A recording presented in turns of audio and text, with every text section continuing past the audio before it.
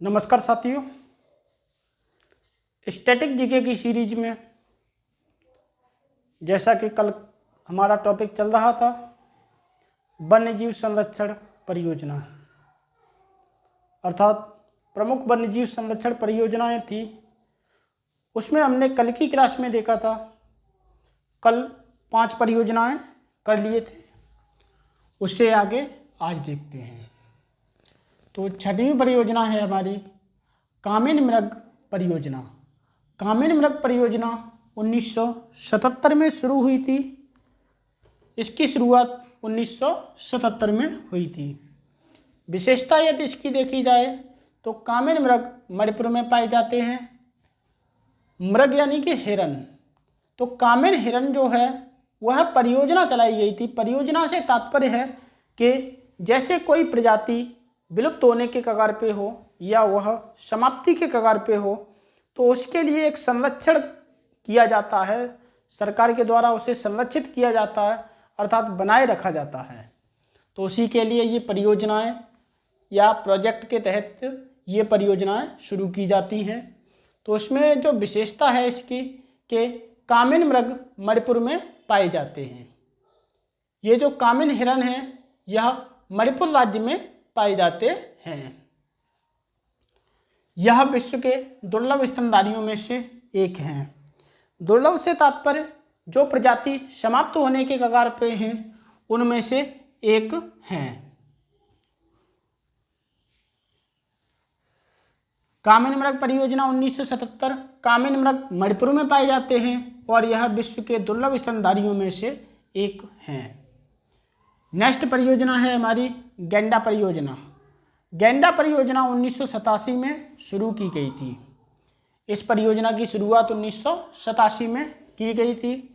विशेषता यदि इसकी देखी जाए तो एक सींग वाला गैंडा केवल भारत में पाया जाता है। बात कही जाए कि एक सींग वाला गैंडा कहाँ पाया जाता है तो वह भारत में पाया जाता है। असम के मानस व काजीरंगा उद्यान व पश्चिमी बंगाल का जल्दापारा अभ्यारण्य गैंडों की मुख्य शरण स्थली है। बात की जाए इसमें कि एक सींगी गैंडा अर्थात एक सींग वाला जो गैंडा है वह मानस वन्यजीव संरक्षण या मानस उद्यान में व काजीरंगा उद्यान में पाया जाता है और यह पश्चिम बंगाल में जो स्थित है पश्चिम बंगाल के जल्दापारा अभ्यारण्य में पाया जाता है। एक सींग वाला गैंडा कहाँ पाया जाता है तो आंसर होगा हमारा कि मानस उद्यान या काजीरंगा उद्यान में, या पश्चिम बंगाल की बात की जाए तो जल्दापारा अभ्यारण्य में। ये तीनों ही गैंडों की मुख्य शरण स्थली है, अर्थात यहाँ पे गैंडे एक सींग वाले गैंडे पाए जाते हैं। नेक्स्ट बात की जाए हमारी तो वह है हाथी परियोजना। हाथी परियोजना अर्थात एलिफेंट प्रोजेक्ट। इसकी जो शुरुआत हुई थी वह 1992 में हुई थी। हाथी परियोजना की शुरुआत 1992 में की गई थी। यह परियोजना भी इसी के तहत की गई थी कि हाथियों के संरक्षण के लिए, अर्थात इनकी प्रजाति भी समाप्त होने के कगार पे है। अर्थात समाप्ति से तात्पर्य है कि प्रजाति में बहुत कम ही पशु बचे हों। तो इसी के लिए यह परियोजना शुरू की गई। इस परियोजना के तहत इनका संरक्षण किया गया और इन्हें बचाने के प्रयास किए गए। एक संरक्षण स्थल जो होता है उसे रिजर्व कर दिया जाता है कि यह एक विशेष स्थल है, यहाँ पे इस प्रकार की प्रजाति निवास करेगी और उसे सरकार द्वारा नियंत्रित में कर लिया जाता है। तो हाथी परियोजना या एलिफेंट प्रोजेक्ट 1992 में शुरू किया गया था। विशेषता की बात की जाए इसकी तो यह परियोजना केंद्र सरकार द्वारा 17 दिसंबर 1992 को झारखंड के सिंहभूमि जिले से प्रारंभ हुई। 17 दिसंबर 1992 को झारखंड के सिंहभूमि जिले से प्रारंभ हुई। झारखंड के सिंहभूमि जिले से कौन सी परियोजना प्रारंभ हुई तो वह होगी हाथी परियोजना, या एलिफेंट प्रोजेक्ट की शुरुआत किस जिले से हुई तो वह हो जाएगी सिंहभूमि जिला। और यदि राज्य पूछा जाए तो वह हो जाएगा झारखंड राज्य से हुई। तिथि पूछ ली जाती है कि इस परियोजना की शुरुआत कब हुई, तो तिथि में आ जाएगा 17 दिसंबर 1992 को हाथी परियोजना की शुरुआत हुई। नेक्स्ट बात करें इसकी, तो इसमें भारत के प्रमुख हाथी संरक्षित क्षेत्र हैं, अर्थात भारत के प्रमुख हाथी संरक्षित क्षेत्र, हाथियों के संरक्षण के लिए उस क्षेत्र को रिजर्व कर दिया गया है, तो वह क्षेत्र हैं पेरियार अभ्यारण्य। पेरियार अभ्यारण्य जो है वह केरल राज्य में स्थित है। नेक्स्ट है राजाजी उद्यान और कार्बेट राष्ट्रीय उद्यान, ये दोनों उत्तराखंड राज्य में स्थित हैं।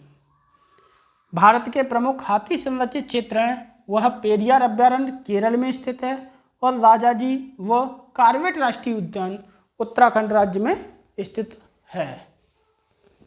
नेक्स्ट बात की जाए इसी की, तो हाथी परियोजना अर्थात भारत सरकार ने हाथी को राष्ट्रीय धरोहर घोषित किया है। भारत सरकार ने हाथी को किसके रूप में घोषित किया है? राष्ट्रीय धरोहर पशु के रूप में घोषित किया है। तो हाथी हमारा राष्ट्रीय धरोहर पशु है।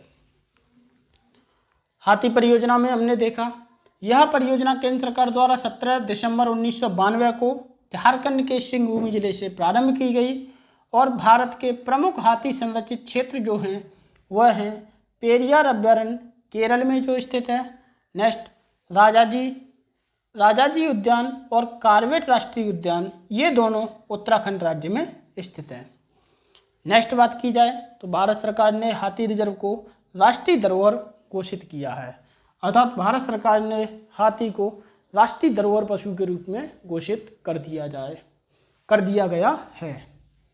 तो इस प्रकार से हमने देखा कामिन मृग परियोजना 1977 में शुरू हुई थी। इसकी विशेषता के बारे में देखा तो कामिन मृग मणिपुर में पाए जाते हैं, अर्थात मणिपुर राज्य में इस प्रकार के हिरण होते हैं वह पाए जाते हैं। यह विश्व के दुर्लभ स्तनधारियों में से एक है। दुर्लभ से तात्पर्य वह प्रजाति समाप्त होने के कगार पे है। नेक्स्ट बात की जाए तो गैंडा परियोजना 1987 में शुरू की गई। एक सींग वाला गैंडा केवल भारत में पाया जाता है। परीक्षाओं में प्रश्न आ जाए कि एक सींग वाला गैंडा कहाँ पाया जाता है, तो वह केवल भारत में पाया जाता है। और भारत में भी पूछ लिया जाए कि कहाँ पाया जाता है, तो वह असम के मानस व काजीरंगा उद्यान में पाया जाता है। नेक्स्ट पश्चिम बंगाल का जल्दापारा, पश्चिम बंगाल का जल्दापारा अभ्यारण्य है, उसमें भी गैंडों की मुख्य शरणस्थली कहा जाता है, अर्थात इन सभी में गैंडे निवास करते हैं और उनके लिए इन्हें घोषित किया गया है। तो इस प्रकार से हमने देखा 3 परियोजनाएं इधर देखी। आगे देखते हैं लाल पांडा परियोजना 1996 में शुरू की गई। लाल पांडा परियोजना की यदि विशेषता देखी जाए तो यह विश्व प्रकृति निधि के सहयोग से पदमजा नायडू हिमालयन जंतु पार्क में प्रारंभ, अर्थात विश्व प्रकृति निधि के सहयोग से इसे पदमजा नायडू हिमालयन जंतु पार्क में प्रारंभ किया गया। लाल पांडा परियोजना पदमजा नायडू हिमालयन जंतु पार्क में प्रारंभ किया गया। यह सिक्किम, अरुणाचल प्रदेश तथा दार्जिलिंग के जंगलों में पाया जाता है। लाल पांडा परियोजना है, अर्थात लाल पांडा जो है जीव है वह सिक्किम, अरुणाचल प्रदेश तथा दार्जिलिंग के जंगलों में पाया जाता है। अरुणाचल प्रदेश में इसे कैटवियर के नाम से प्रसिद्ध है। लाल पांडा को कैटवियर के नाम से जाना जाता है। परीक्षाओं में प्रश्न आ जाए कि लाल पांडा को कैटवियर के नाम से किस प्रदेश में जाना जाता है, तो हमारा आंसर होगा कि अरुणाचल प्रदेश।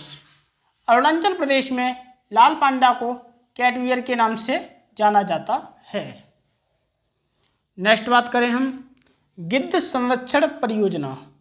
गिद्ध संरक्षण परियोजना 2006 में शुरू की गई। 2006 में इसकी शुरुआत की गई। विशेषता देखी जाए इसकी तो यह हरियाणा वन विभाग तथा Bombay natural history society, Bombay natural history society के बीच समझौते पर वर्ष 2006 में हस्ताक्षर हुए। गिद्ध संरक्षण परियोजना की बात की जाए तो हरियाणा वन विभाग तथा बॉम्बे नेचुरल हिस्ट्री सोसाइटी के बीच समझौते पर वर्ष 2006 में हस्ताक्षर हुए। नेक्स्ट, गिद्धों की मृत्यु का कारण पशुओं को दी जाने वाली डिक्लोफेनेक नॉनस्टिकॉइडल एंटी इन्फ्लेमेटरी ड्रग के उपयोग के कारण होती है।